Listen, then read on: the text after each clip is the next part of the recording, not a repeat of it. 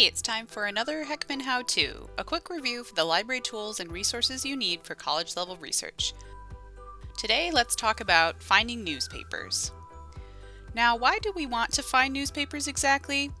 Well, newspapers are typically considered popular sources rather than scholarly sources because they don't have the same standard of peer review before publication as many academic journals. However, they are great sources of news, often providing insight on how the media and the public are reacting to and understanding current events. You might also want to find historical newspapers to see how past events were reported on. While a lot of news outlets today publish online, many of the biggest ones are not entirely free, so you'll want to go through the library to access these resources fully. And how do we do that? Let's start at the library homepage, library.kelvin.edu. If you just want to browse for news through all our current newspapers online, the easiest way to do that is to use the Find Databases tool here in the middle of the page to connect to one of our newspaper databases, like Newspaper Source Plus. Just type that in,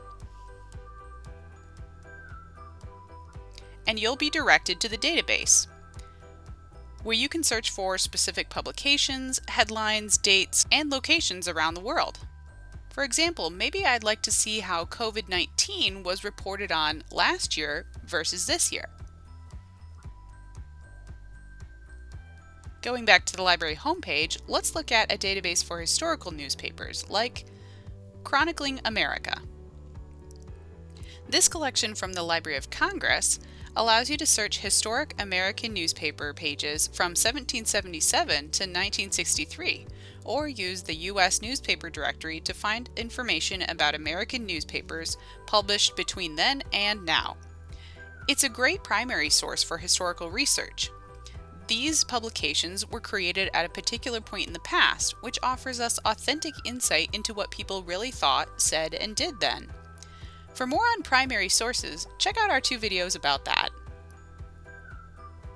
Now, besides these newspaper collections, Heckman Library also has a few specific publications you might be interested in, including the New York Times. You can find the latest issue of the NYT in print at our newspaper stand on the 2nd floor, right here in front of Pete's. You can also get access to historical issues through the ProQuest database for New York Times, looking that up in Find Databases just like we did the others earlier. This collection covers issues published from 1851 up to 3 months ago.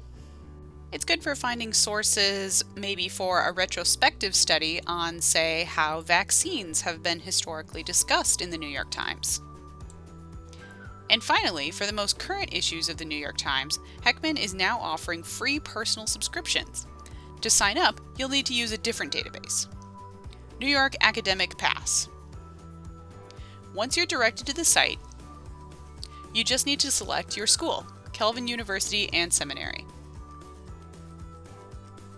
Then follow the instructions to create your own account using your Kelvin email address.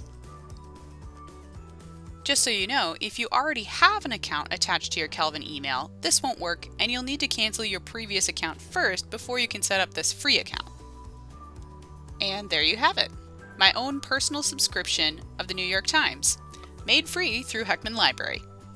So just remember, with the New York Times, you can view in print near Pete's, historical online with ProQuest, and current online with Academic Pass. So that's it for now with getting started finding newspapers through the library. If you need any advice on finding or using newspapers for your research, our librarians are always available for support, so don't be afraid to ask for help. In the meantime, thanks for watching this video. Feel free to keep watching for more how-tos like using encyclopedias next.